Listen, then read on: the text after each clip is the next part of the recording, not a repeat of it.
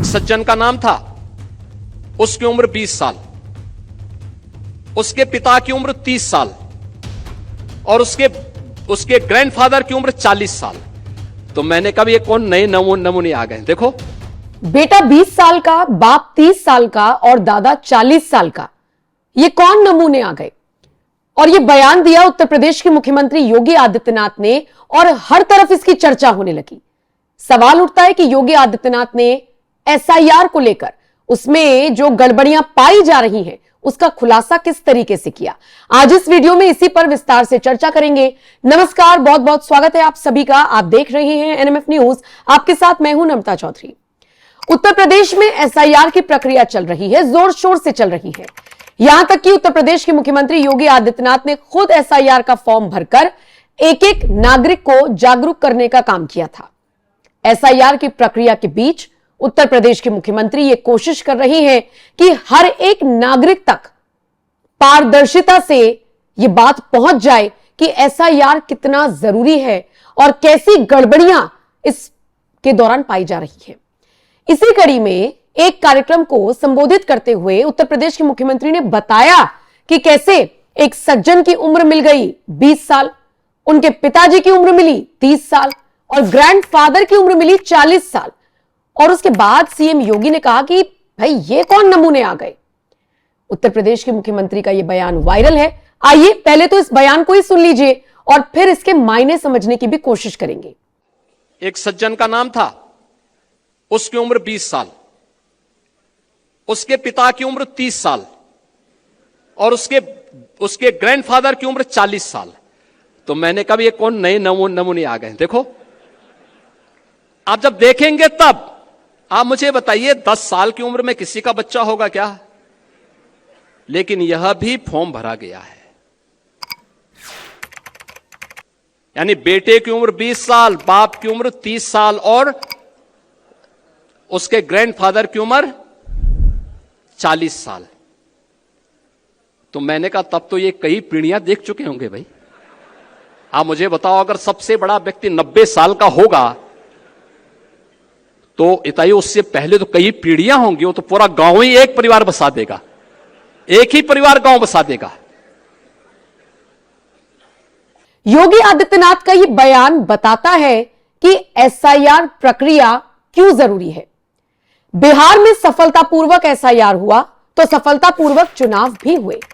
पारदर्शिता के साथ जो एक्चुअल में वोटर्स हैं, जिनका हक है, वही वोट कर पाए और जो फर्जी तरीके से मतदाता बने बैठे थे या फिर जिनके नाम पर कोई और वोट डाल रहा था, ऐसे सभी मतदाताओं के या कह लीजिए कि फर्जी वोटर्स के नाम काट दिए गए थे।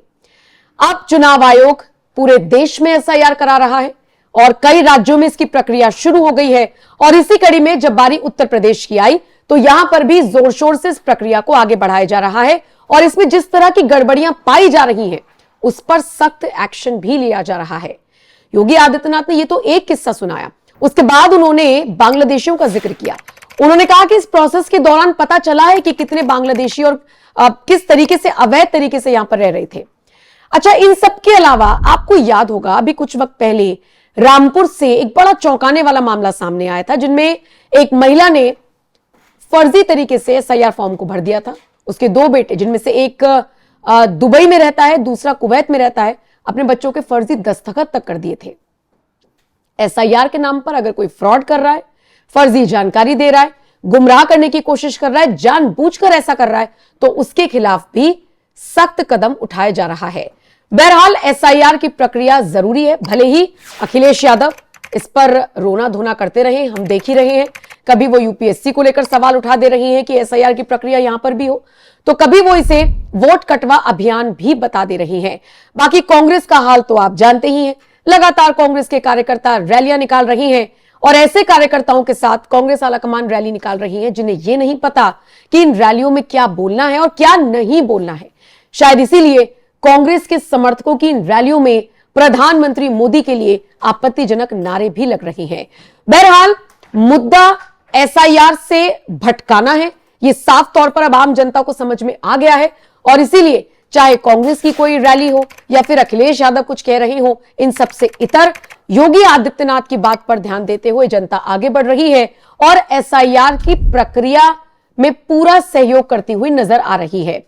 आइए इस पूरे समारोह में योगी आदित्यनाथ ने और क्या कुछ कहा था, आपको वो भी सुन लेना चाहिए, क्योंकि सूबे के मुखिया एसआईआर प्रक्रिया को लेकर और इस दौरान जो गड़बड़ियां पाई जा रही हैं उसको लेकर क्या कुछ कह रही हैं, इस वास्तविकता से आपका रूबरू होना भी बहुत जरूरी है। तो आइए सुनिए योगी आदित्यनाथ को और फिर इस पूरी खबर पर आपका क्या कुछ कहना है। आप अपनी राय कमेंट सेक्शन में हमें जरूर दीजिएगा। बाकी अपडेट्स के लिए आप एनएमएफ न्यूज की वेबसाइट www.newsnmf.com पर भी विजिट कर सकते हैं। शुक्रिया।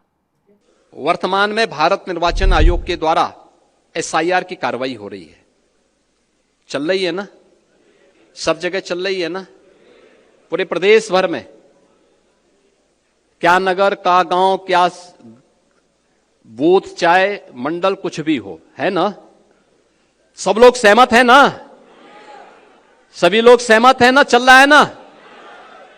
और जब मैं आपसे पूछ दूंगा कि क्या उसकी क्या गति चल रही है, तो आप में से हर व्यक्ति बोलेगा कि हमारे यहाँ 98% हो गया, कोई बोलेगा 99% हो गया, कोई कहेगा हमने 100% कर लिया, यही तो बोलेंगे ना। लेकिन ये सच्चाई नहीं है, ये सच्चाई नहीं है। ये शुद्ध नियत से मतदाता सूची की शुद्धिकरण का और लोकतंत्र के सशक्तिकरण का एक बहुत अच्छा अवसर है। जो चुनाव के बाद अक्सर शिकायत होती है कि साहब मेरा नाम मतदाता सूची में नहीं है या मेरा बूथ 5 किलोमीटर दूर कर दिया गया था, उसका समाधान का एक अवसर है।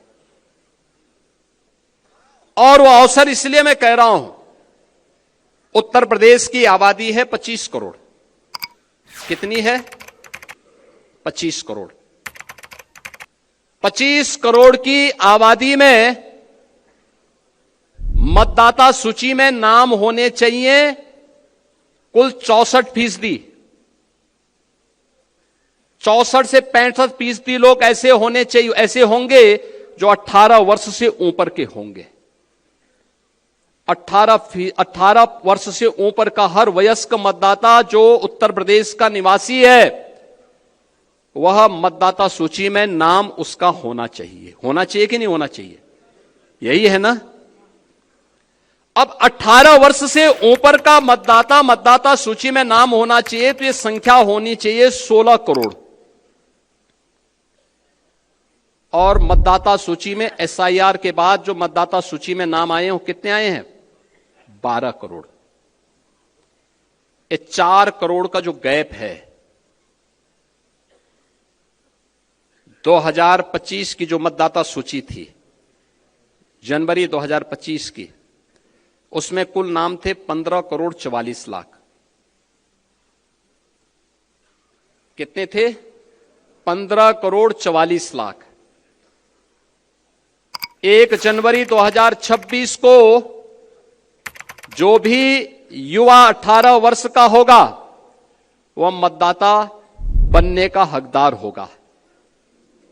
यह संख्या बढ़नी चाहिए 15 करोड़ 44 लाख से 16 करोड़ तक, लेकिन यह संख्या बढ़ी है, बढ़ी नहीं है, घटी है। 15 करोड़ 44 लाख से घट करके ये हो गई है 12 करोड़ का।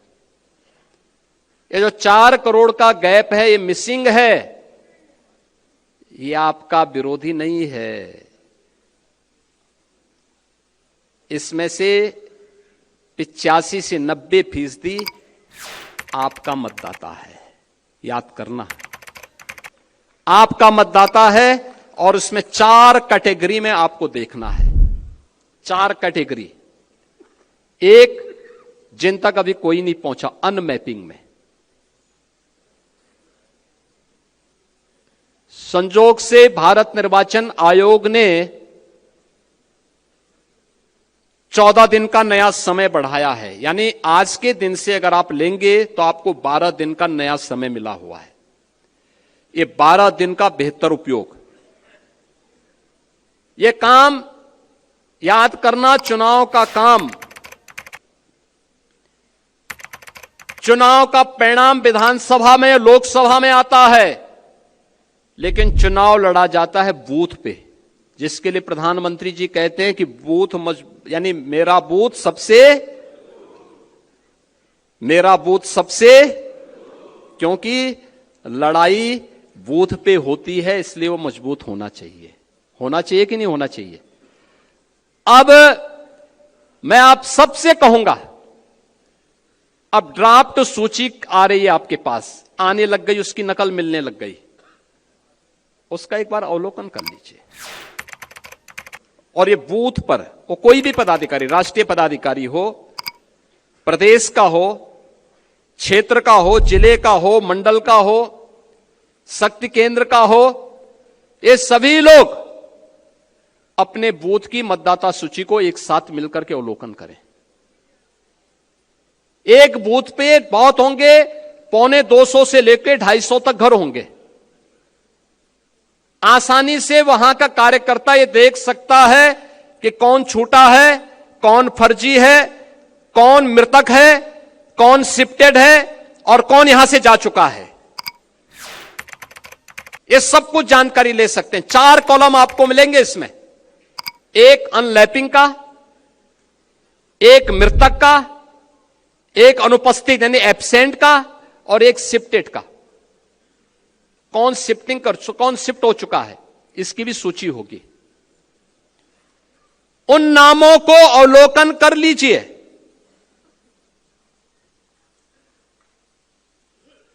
देखिए, मैं अभी गया था एक जनपद में, वहां की मतदाता सूची में जो एसआईआर के फॉर्म भरे हैं बहुत सारी विरोधियों ने, उसमें कुछ बांग्लादेशियों के भी नाम है। आप मुझे बताइए,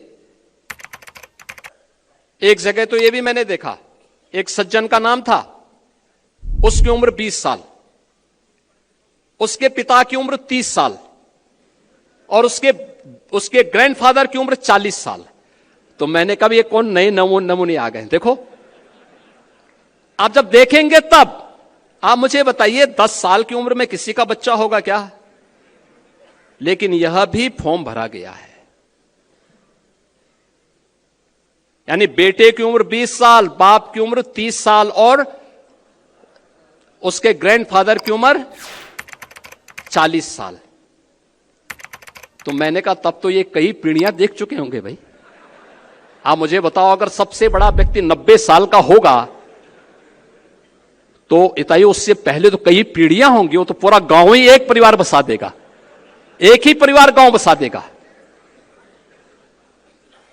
हमें इस समय उसको देखना होगा। यह भी फर्जी हुआ है। नाम कहां से? पश्चिमी, यानी उसमें दिनेजाकपुर, नौगांव असम, और मतदाता बने हैं संभल में। क्या मतलब है?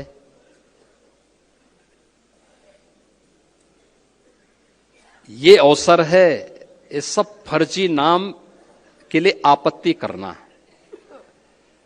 हर बूथ से आपत्ति दर्ज होनी चाहिए फर्जी नामों के लिए।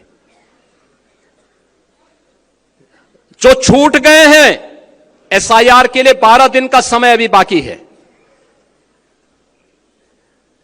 जो नए नाम भरने हैं उसके लिए भी आपके पास समय है।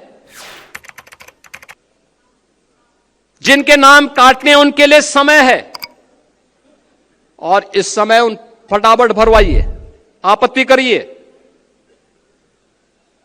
ये इसलिए आवश्यक है कि चुनाव में आपकी मेहनत 3/4 इस एसआईआर की सूची रिफाइंड हो जाएगी। 3/4 मेहनत आपकी पूरी हो गई, तब केवल 1/4 मेहनत आपको विधानसभा चुनाव में करना होगा। और धड़ल्ले के साथ 3/4 सीट भारतीय जनता पार्टी और गठबंधन के प्रत्याशी उत्तर प्रदेश में जीतेंगे। कोई संदेह इसमें नहीं होना चाहिए।